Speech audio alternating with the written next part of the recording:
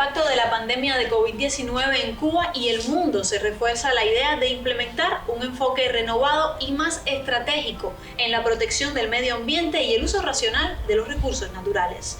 Líderes y expertos reclaman la necesidad de aplicar efectivamente las políticas a través de la gestión estratégica con gobernanza sostenible y desde los macroprogramas de desarrollo económico y social para el 2030.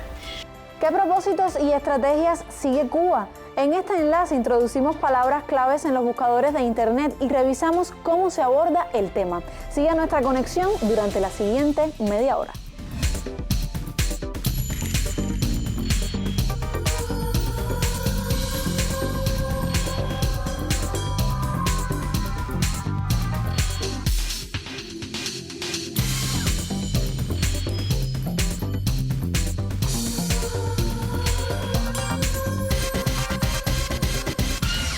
A fines de 2021, el Ministerio de Ciencia, Tecnología y Medio Ambiente de Cuba anunció en su cuenta oficial de Twitter la publicación en el sitio web de la propia entidad de una actualización del anteproyecto de ley del Sistema de Recursos Naturales y el Medio Ambiente de la República de Cuba.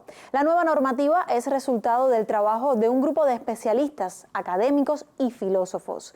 Esta propuesta establece los principios que dirigen la política ambiental, así como las normas básicas para regular la gestión ambiental del Estado, las acciones de los ciudadanos y de la sociedad en general, en función de la protección del medio ambiente y alcanzar así los objetivos del desarrollo sostenible del país. Desde el perfil en YouTube de la emisora Radio Reloj, ampliamos. El proyecto que estamos preparando tiene aspectos muy importantes porque incluye todo lo relacionado con el cambio climático, que es omiso en la Ley 81.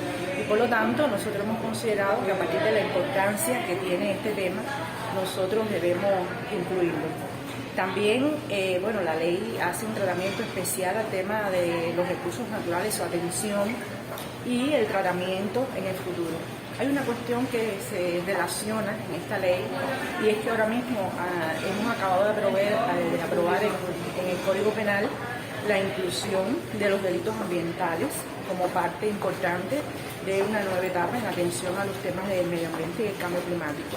De manera que ahora mismo la ley ya está siendo puesta en la página web de nuestro ministerio para que toda la población, las entidades, los organismos, todo nuestro pueblo realmente enriquezca, primero lo conozca y en segundo lugar enriquezca este proyecto que está en cronograma legislativo para abril del 2022. Por lo tanto, ahora mismo lo que estamos es en todo un proceso de recogida de opiniones, de criterios. Realmente estamos muy optimistas con este documento y bueno, estamos esperando ahora que el resto, como ya he dicho, de la población y entendidos y no entendidos, porque hay muchas personas que conocen del tema ambiental en Cuba, también opinen.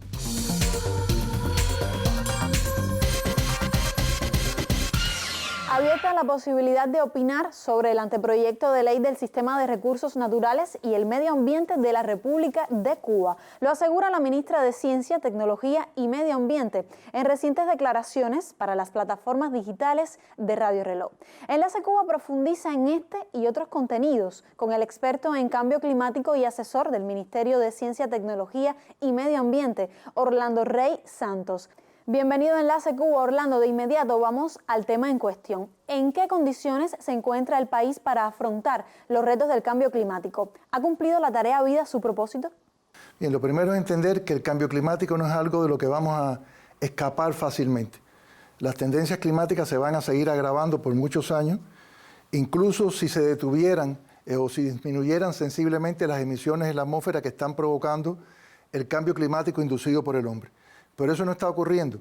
Este año que terminó, 2021, fue uno de los 5 más cálidos que se han registrado y los 7 últimos años han sido los más cálidos que se han computado desde que existen récords de la temperatura. Por tanto, esa tendencia va a continuar y va a continuar influyendo sobre Cuba, donde ya la temperatura ha aumentado en casi 1 grado y debe continuar aumentando a futuro.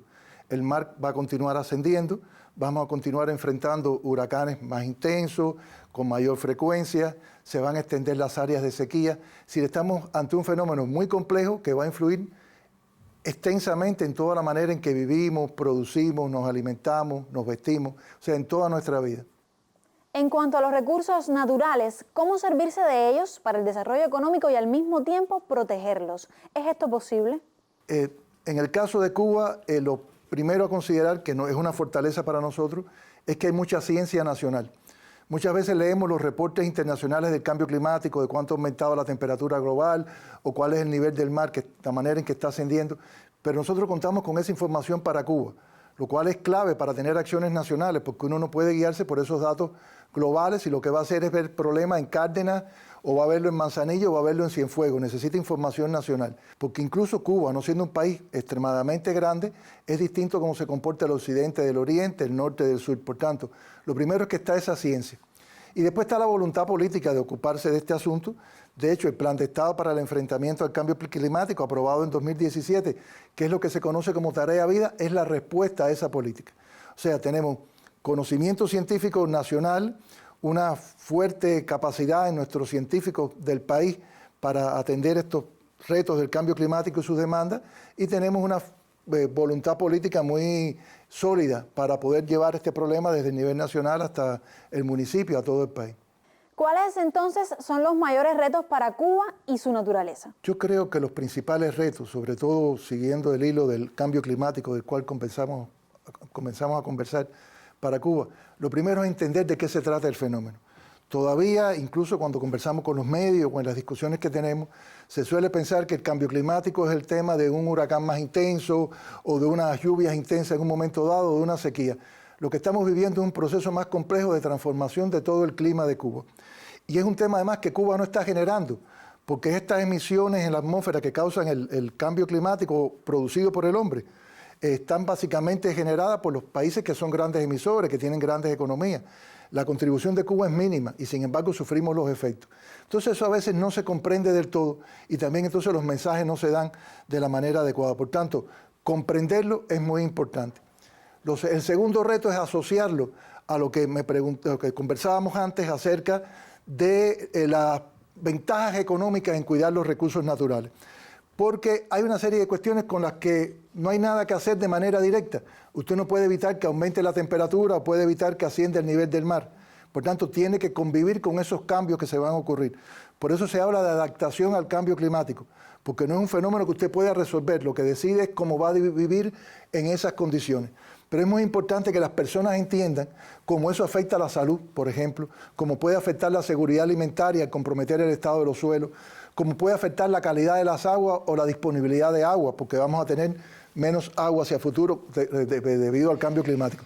Y eso es muy importante porque todavía, en medio de la compleja vida que tenemos todos como ciudadanos y ciudadanas del país, cuando usted le dicen que el mar va a ascender o que la temperatura va a aumentar o que eso va a pasar en el 2030 o en el 2040, no parece algo de lo que tenga que ocuparse de inmediato. Entonces es muy importante explicarle a las personas cómo tienen que actuar, cómo pueden gestionar mejor el agua, cómo tienen que cultivar mejor la tierra, los que viven de esas actividades, a las personas de mayor edad, como pasa en Cuba, que la población está envejeciendo, qué impactos puede haber en la salud, cómo protegerse del calor extremo, cómo mantenerse hidratado. O sea, hay que llevar la comunicación del cambio climático a las personas. Y lo otro que es importante entender cómo eso repercute en el desarrollo y que los distintos sectores de la economía, la agricultura, la construcción, la industria, incorporen este pensamiento climático en sus planes de desarrollo. Porque usted no puede proyectar, digamos, un crecimiento en una producción determinada al 2030 o en un tipo de ganado al 2030 o al 2040 o más allá, sin considerar la calidad que va a tener el suelo, la disponibilidad real que va a tener de agua. Y a veces todavía formulamos nuestros planes como intención, sin tener en cuenta el estado real de los recursos naturales que van a determinar si realmente puedo alcanzar ese resultado o no. Y todo eso al final a mí me parece que converge en que todavía no lo entendemos de todo el tema climático, todavía no acabamos de tomarlo con toda la seriedad que requiere. Por tanto, yo creo que ahí está el reto mayor. Muchas gracias por unirse a esta conexión.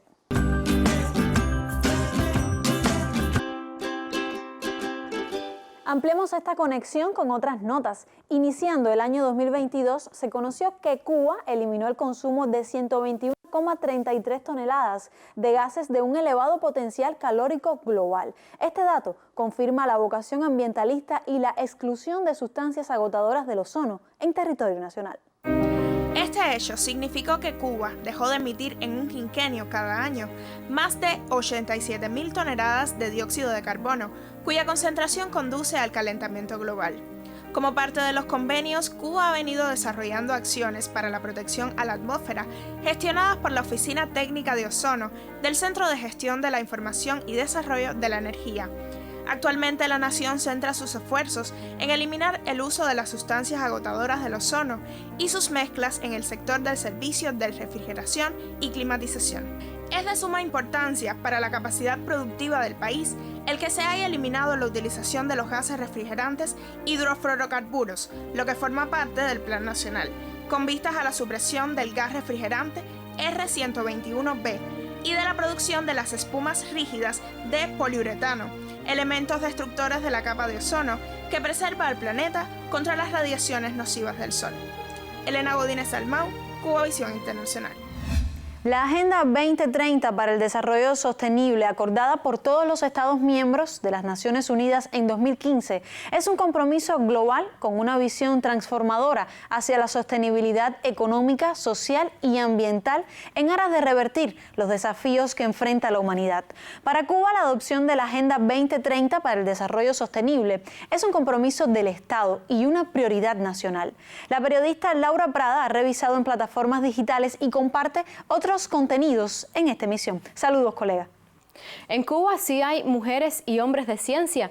Lo han demostrado por años en todas las esferas.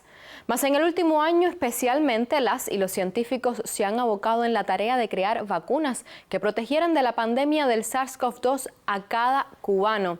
Así que todos hemos incorporado términos específicos como vacunas de subunidades proteicas o inmunogenicidad. Porque como la ciencia está en todo lo que nos rodea, todos en Cuba conocemos de variables meteorológicas y de huracanes, pero sobre todo cómo impactan en las zonas costeras y sus vulnerabilidades, que cada año serán mayores debido al cambio climático provocado por nosotros, los seres humanos. Utilícese toda la ciencia necesaria para un desarrollo sostenido sin contaminación.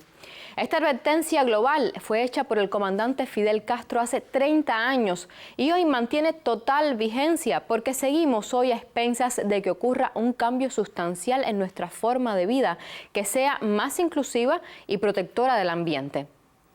Por ejemplo, en Cuba hace años se lleva adelante un plan de gobierno denominado Tarea Vida, que contempla justamente la protección de zonas vulnerables al cambio climático, que es hoy referencia para el mundo. A propósito, Laura, recientemente fue presentado un documental realizado por una científica británica sobre este tema. ¿Qué nos comentas? Sí, Tarea Vida, de Cuba combatiendo el cambio climático, un documental que pueden encontrar en YouTube y que muestra cómo Cuba aplica la ciencia ambiental, las soluciones naturales y la participación comunitaria en su plan a largo plazo para la adaptación y mitigación del cambio climático. Todas estas acciones de la ciencia cubana son pasos que van estrechamente ligados a los Objetivos de Desarrollo Sostenible de las Naciones Unidas y la Agenda de Desarrollo 2030. El año 2020 fue el inicio de ese camino decisivo a seguir a nivel mundial. Ha sido la revolución cubana la que, a pesar del bloqueo y sanciones unilaterales de Estados Unidos, en 63 años se ha preocupado y ocupado de que haya un pueblo que comprenda y haga ciencia.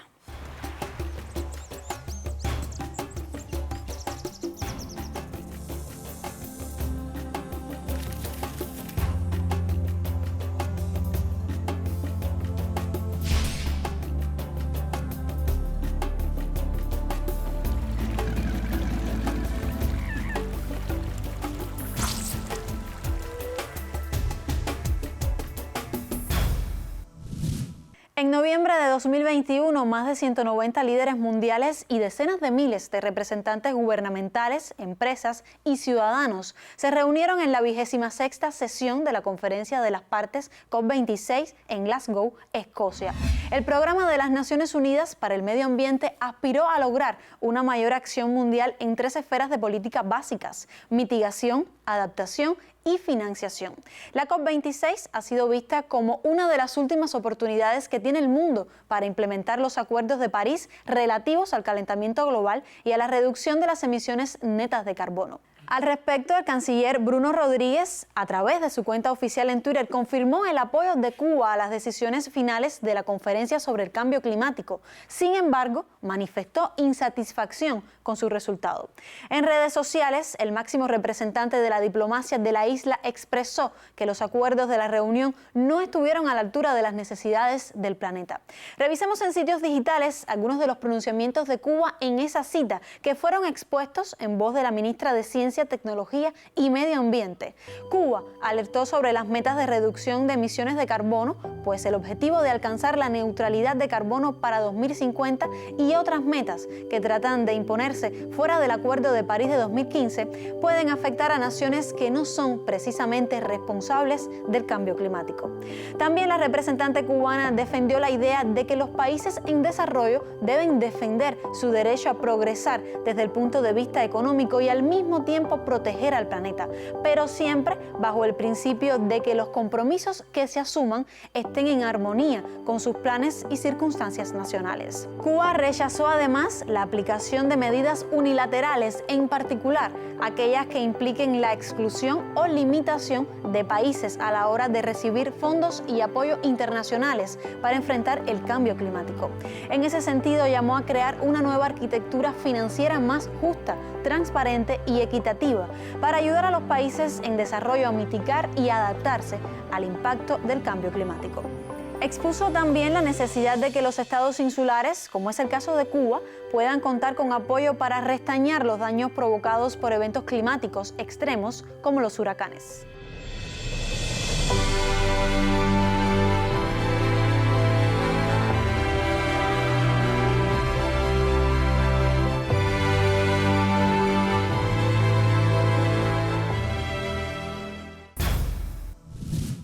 Revisábamos los pronunciamientos de Cuba en la Conferencia de Cambio Climático, pero ahora le propongo conocer cómo se comporta la realidad cubana en estos temas. Para ello, ya me acompaña Henry Ricardo Mora, director del Centro de Gestión de la Información y Desarrollo de la Energía. Bienvenido a Enlace Cuba. Muchas gracias. Henry, a propósito del tema, creo que sería válido puntualizar cuáles son las sustancias agotadoras de la capa de ozono y en nuestro caso, en el caso cubano, dónde colocar pues la mira en este caso.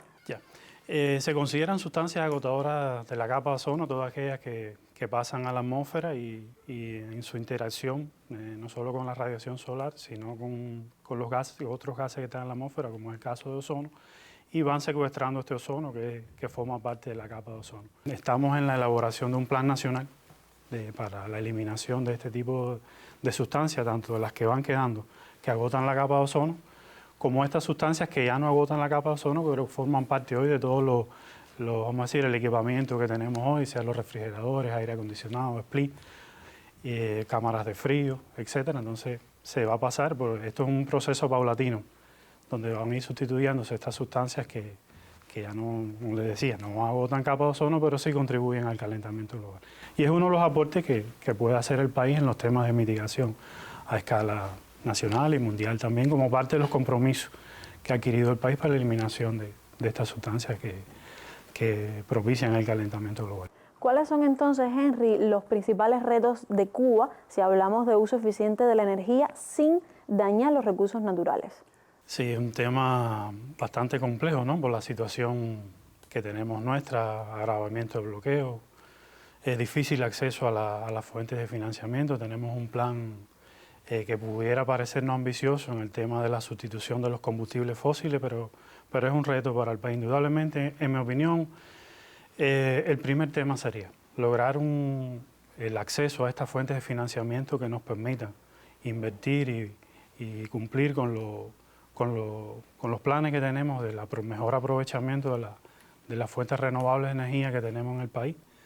Sobre todo hablamos de biomasa, solar, eólica. Y el otro tema, ya en el ámbito un poco nacional de lo que se puede ir haciendo, el reto es implementar y llevar a vías de hecho todo lo que hemos hoy escrito en temas de resoluciones, decretos, leyes, crear los mecanismos efectivos para hacer todo esto que está hoy en papel y en políticas e ideas, llevarlo a cabo. Y entonces, ¿es posible en Cuba hablar de desarrollo, hablar de eficiencia, de mejoras económicas, digamos, sin dañar al medio ambiente? Sí, de hecho, todo lo que se ha declarado en el Programa Nacional, en el Programa Nacional de Desarrollo Económico y Social, parte del hecho de la protección del medio ambiente. En la Constitución todo se refiere a un desarrollo bajo en carbono, es decir, hacia ahí debemos ir y creo que vamos a ir necesariamente. Muchísimas gracias, Henry, por acompañarnos. Usted quédese en Enlace Cuba, abrimos más ventanas informativas.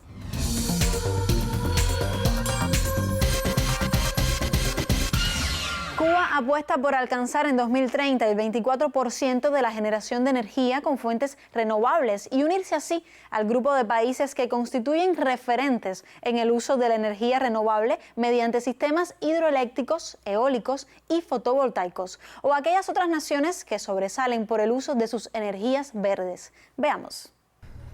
La fotovoltaica genera electricidad y soberanía. Esta proyección modifica progresivamente la matriz energética nacional con mayor presencia de energías limpias. Todas las provincias cuentan con parques sincronizados. Expertos señalan que estos centros permiten reducir la utilización de emplazamientos de generación distribuida que generan con diésel, principalmente al mediodía, entre las 11:30 ante meridiano y la 1 de la tarde, justo cuando ocurre uno de los picos de mayores demandas de electricidad. Especialistas del Despacho Nacional de Cargas plantean que esta fuente cubre alrededor del 6% de la demanda al mediodía, generación que en ese instante equivale al consumo de unos 300.000 hogares, precisamente cuando el sol entrega los mayores niveles de radiación. La política de desarrollo para las energías limpias, trazada por el gobierno cubano, establece expandir estas tecnologías por todo el territorio nacional. Expertos argumentan que se trata de aplicar en las fuentes renovables conceptos del comandante en jefe Fidel Castro Ruz cuando ideó instalar en toda Cuba la generación distribuida con motores. Lo que estamos logrando en este momento, yendo hacia una generación distribuida, totalmente distribuida, y con el uso de las fuentes renovables de energía, es ir hacia el desarrollo sostenible. La proyección del Ministerio de Energía y Minas y de la Unión Eléctrica en el caso de los centros sincronizados al sistema es que en el 2030 las fuentes renovables, todas, representen el 37% en la matriz energética nacional. En ese momento, dentro de 8 años, solo la fotovoltaica deberá generar 2.100 megawatts, energía que incorporará soberanía, protección a la naturaleza y múltiples beneficios en lo social y en la economía. Bernardo Espinosa, Cuba Visión Internacional.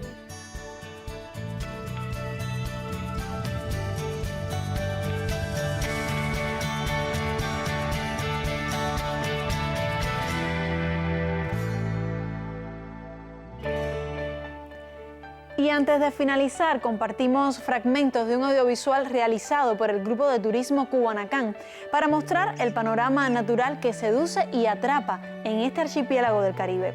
Escenarios terrestres y submarinos compiten aquí en variedad y belleza.